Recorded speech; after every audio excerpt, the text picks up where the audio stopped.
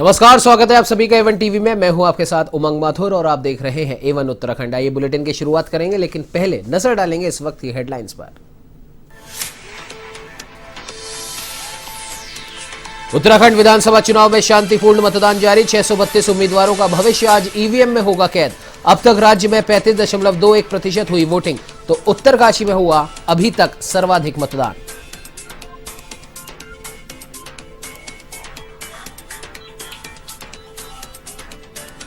उत्तराखंड के चुनाव में मुख्यमंत्री पुष्कर सिंह धामी ने परिवार सहित डाला वोट। कहा, बीजेपी को मिलेंगी 60 से ज्यादा सीटें, हमारी सभी योजनाएं उत्तराखंड की जनता के लिए।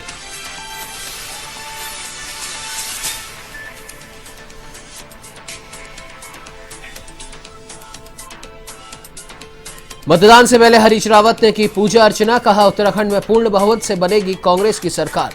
प्रदेश की जनता उत्तराखंडियत को बचाने के लिए कर रही है मतदान।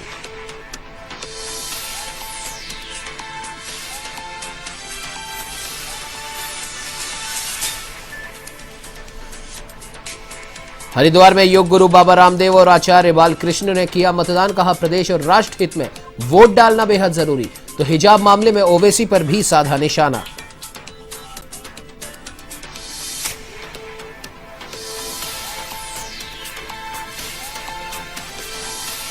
उत्तराखंड में कोविड संक्रमण घटा, लेकिन खतरा अभी बरकरार। 6 की मौत, 286 नए संक्रमितों की पहचान। करीब 580 मरीजों ने दी कोरोना को मात।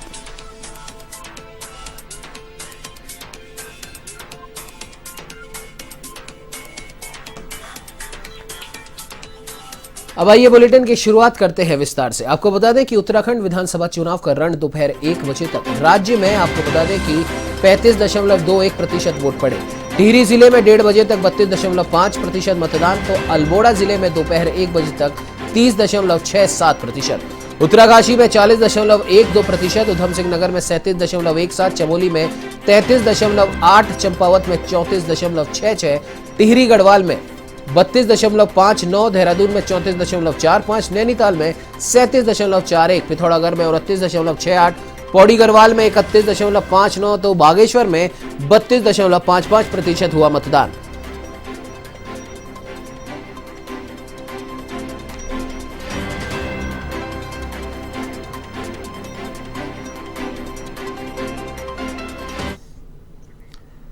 तो वही उत्तराखंड के मुख्यमंत्री और खटीमा से बीजेपी के प्रत्याशी पुष्कर सिंह धामी ने अपने आवास पर विधिवत पूजा अर्चना करने के बाद अपने गृह नगला तराई खटीमा के बूथ पर पहुंचकर मतदान किया। मुख्यमंत्री धामी अपनी मां और पत्नी के साथ पोलिंग बूथ पर पहुंचे और अपने मत का प्रयोग किया। इस दौरान मुख्यमंत्री ने कहा कि उन्हें पूरा भरोसा है कि उत्तराखंड में बीजेपी को 60 से भी ज्यादा सीटें मिलेंगी। उन्होंने कहा कि हमारी सभी योजनाएं उत्तराखंड की जनता के लिए ही है। उत्तराखंड की जनता जानती है कि कौन काम करने वाला है और कौन नहीं। सर इधर से हमें अपना आशीर्वाद देगी और हमने जो अब की बार नारा दिया है, अब की बार 60 पार। उत्तराखंड की देवतुल्य जनता के आशीर्वाद से आज जनता उस पर मोहर लगाएगी और उत्तराखंड के अंदर ऐसी सरकार बनाएगी जो सरकार हमारे देश के यशस्वी प्रधानमंत्री नरेंद्र मोदी जी की सरकार के साथ चले, यहाँ के विकास कामों को आगे बढ़ाए, जो विकास के काम शुरू हुए हैं उनको और तेज गति प्रदान करे। बहुत सारे जो काम माननीय प्रधानमंत्री जी ने प्रस्तावित किए हैं, हमने प्रस्तावित किए हैं, उन सभी कामों को आगे बढ़ाए। मैं मानता हूं, मैं आश्वस्त हूं, उत्तराखंड की देवतुल्य जनता हमारे कामों पर मोहर लगाएगी और काम बनाम कारनामों का ये चुनाव होने जा रहा है। इस चुनाव में उत्तराखंड की देवतुल्य जनता काम पर मोहर लगाएगी और मोदी जी का जो विशेष लगाव उत्तराखंड के साथ है, उसके कारण से जो हमारी योजनाएं हैं उनको और तेज गति प्रदान करेगी और उनको ये हाथों को। तो वह धर्मनगरी हरिद्वार में योग गुरु बाबा रामदेव और आचार्य बालकृष्ण ने भी कनखल पोलिंग बूथ पर अपने मत का प्रयोग किया। मीडिया से बातचीत के दौरान बाबा रामदेव ने सभी लोगों से वोट करने की भी अपील की थी और कहा कि देश हित और राष्ट्र हित में वोट करना बेहद जरूरी है। इसके साथ ही उन्होंने हिजाब प्रकरण को लेकर भी ओवैसी पर निशाना साधा और कहा कि चुनाव में हिजाब चुनावी मुद्दा बिल्कुल नहीं होना चाहिए। तो वही आचार्य बालकृष्ण ने भी राष्ट्र हित में आमजन से मतदान करने की अपील की।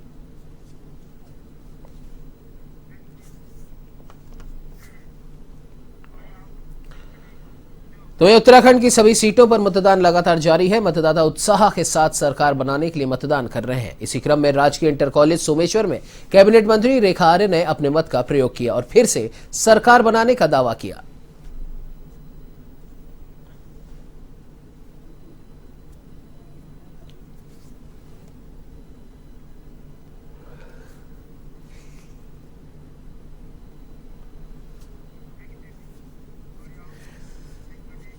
तो अल्मोड़ा के सांसद अजय टमटा ने दुगलखोला के पंचायत भवन में अपनी 74 वर्ष की मां के साथ मतदान किया और लोगों से अधिक मतदान करने की अपील की।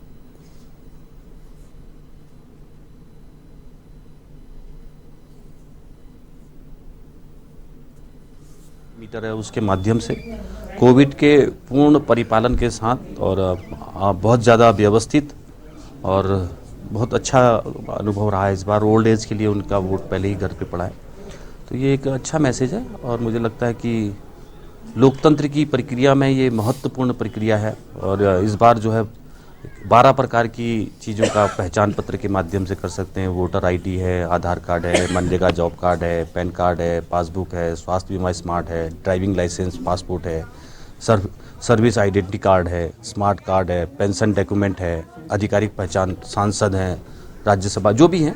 तो ये कि बड़ा पारदर्शी है और इस बार फोटोग्राफ के साथ वोटर ने जहां वोट डाला है तो वो कंफर्म कर सकता है मेरा वोट ठीक जगह पड़ा है, उसमें चित्र भी आ रहा है। जनता पार्टी ने बहुत अच्छा करा है।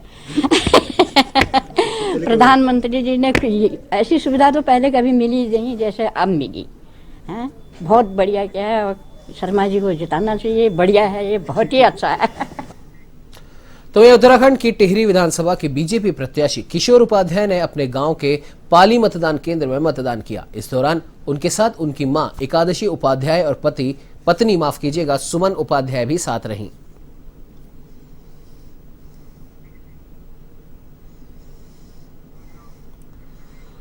तो ये बाजपुर में ईवीएम मशीन का वीडियो बनाकर सोशल मीडिया पर वायरल करने का एक मामला सामने आया है, जिसके बाद चुनाव अधिकारियों में भी हड़कंप मच गया। आपको बता दें कि इसके चलते अधिकारियों ने वीडियो की जांच शुरू कर दी है और वीडियो वायरल करने वाले व्यक्ति के खिलाफ मुकदमा भी दर्ज करने की कार्रवाई करने के निर्देश जारी किए हैं। इसमें जो हमारा ऑलरेडी सब लोग जानते हैं कि वोटिंग की प्राइवेसी है, सेक्शन 128 में इसमें कार्रवाई की जा रही है और हमारे सोशल मीडिया मॉनिटरिंग सेल ने उसको ट्रेस कर लिया है किस बूथ पे वो कार्रवाई हुई है।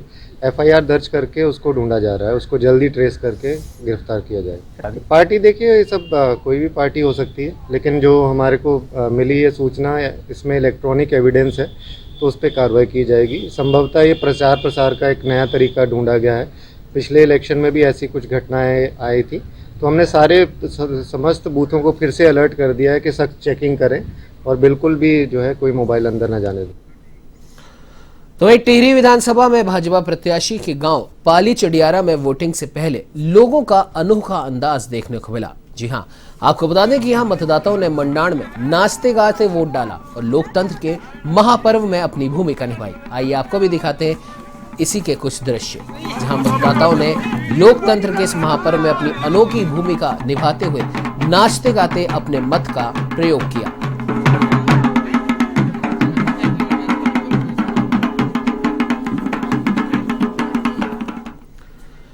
तो रानीखेत विधानसभा में कांग्रेस प्रत्याशी करण महारा ने भी अपने मत का प्रयोग किया। उन्होंने कहा कि संविधान ने हम सबको अधिकार दिया है कि लोकतंत्र में अपने मताधिकार का उपयोग कर हम एक योग्य उम्मीदवार का चयन करें और ये त्योहारों की तरह है। जैसे त्योहारों में खुशी होती है, आज भी वैसी ही खुशी हो रही है। संविधान ने हम सबको अधिकार दिया है लोकतंत्र में मताधिकार का, और मताधिकार का प्रयोग करने में निश्चित ही प्रसन्नता होती है। आप अपने मन की कैंडिडेट को चुनने जा रहे होते हैं और बहुत ही लोकतंत्र का त्यौहार है। ऐसा लग रहा है जैसे हम दिवाली या होली में हम लोग खुश रहते हैं, आज भी वैसे ही प्रतीत हो रहा है। आपको ऐसा महसूस होता है कि जीत आती नहीं है? निश्चित ही माँ भगवती का आशीर्वाद है, जीत तो होनी ही है। इस बार मिथक टूटेगा और आप देखेगा सरकार भी कांग्रेस की आएगी और विधायक भी कांग्रेस का होगा। तो भाजपा प्रत्याशी प्रेमचंद अग्रवाल का सोशल मीडिया पर एक सुरक्षा कर्मी के साथ नोकझोंक करने का वीडियो वायरल हो रहा है। आपको बता दें कि इसमें दावा किया जा रहा है कि यह वीडियो नाभा हाउस के अंदर बनाए गए पोलिंग बूथ का है। वीडियो में सुरक्षा कर्मी ने मास्क पहनने को लेकर भाजपा प्रत्याशी को टोका तो वो बिफर गए। बात इतनी बढ़ गई कि भाजपा प्रत्याशी ने सुरक्षा कर्मी को खुद की सुरक्षा तक करने की सलाह दे डाली। मास्क पहनने को लेकर उन्होंने ये तक कह दिया कि मैं मास्क नहीं पहनता, जो करना है कर लो। अरे मास्क नहीं लगाता तू कर मेरा क्या करेगा? 3 बार का मेरे को मैंने वैक्सीन ले रखी है। हमने भी लगा रखी है। नोटंकी मत करो, नोटंकी नहीं।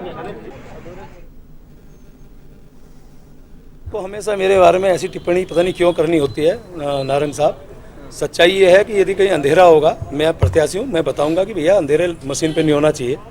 एक मतदाता वहाँ जाके कह रहा है जी मुझे दिख नहीं रहा है, बार बार वो कह रहा है मुझे दिख नहीं रहा है, और मैं वहाँ मौजूद हूँ, क्या कहूँगा मैं? उसने अधिकारी से कहा कि आप लाइट के इंतजाम करिए, तो सुरक्षाकर्मी आके कहता कि नहीं नहीं ऐसा नहीं करना, ऐसा करना है। पीठासीन अधिकारी को निर्देशित कर रहा है। मैंने कहा भाई तुम्हारा काम सुरक्षा करने का है, तुम्हारा काम पीठासीन अधिकारी को निर्देशित करना नहीं है। और मैं आपको बता रहा हूँ नारंग साहब, विशेष रूप से आपको हमेशा पॉजिटिव विषय सबका आना चाहिए, और जिस प्रकार से भारतीय जनता पार्टी के पक्ष में मतदान हो रहा है, शाम को रिजल्ट देखना, 10 मार्च को रिजल्ट देखना। छापिए नेगेटिव जितना भी, 10 मार्च को रिजल्ट देख लेंगे।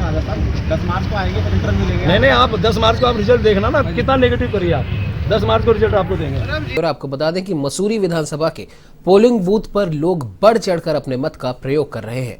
हाथीबढ़ कला स्थित केंद्रीय विद्यालय में जिला निर्वाचन विभाग की तरफ से स्मार्ट पोलिंग बूथ बनाया गया है, जिसमें हर प्रकार की सुविधाएं दी गई हैं। महिलाओं के लिए विशेष ख्याल रखा गया है और बुजुर्ग जनों के लिए और विकलांग लोगों के लिए भी व्यवस्थाएं बनाई गई हैं।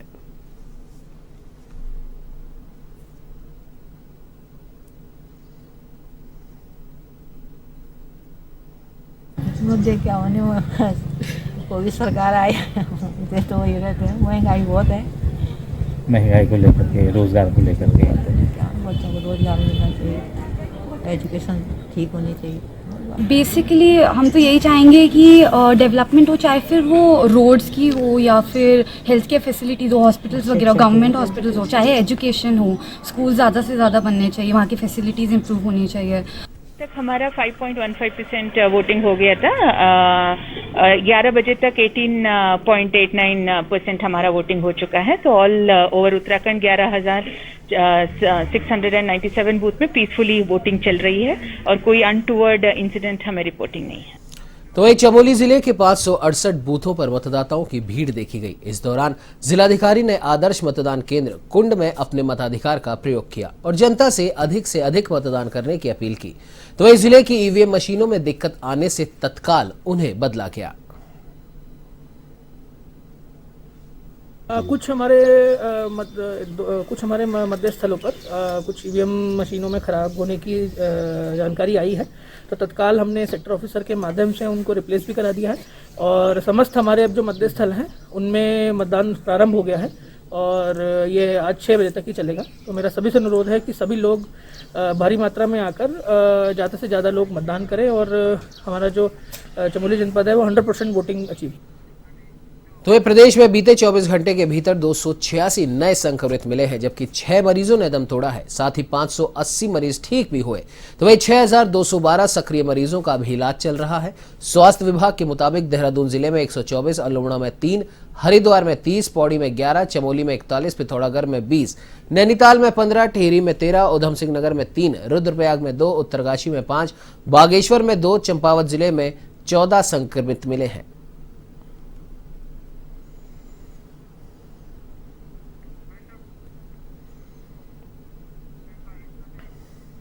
इस बुलेटिन में फिलहाल इतना ही। देश प्रदेश की तमाम बड़ी खबरों की जानकारी के लिए आप बने रहिए हमारे साथ और देखते रहिए A1 TV। नमस्कार।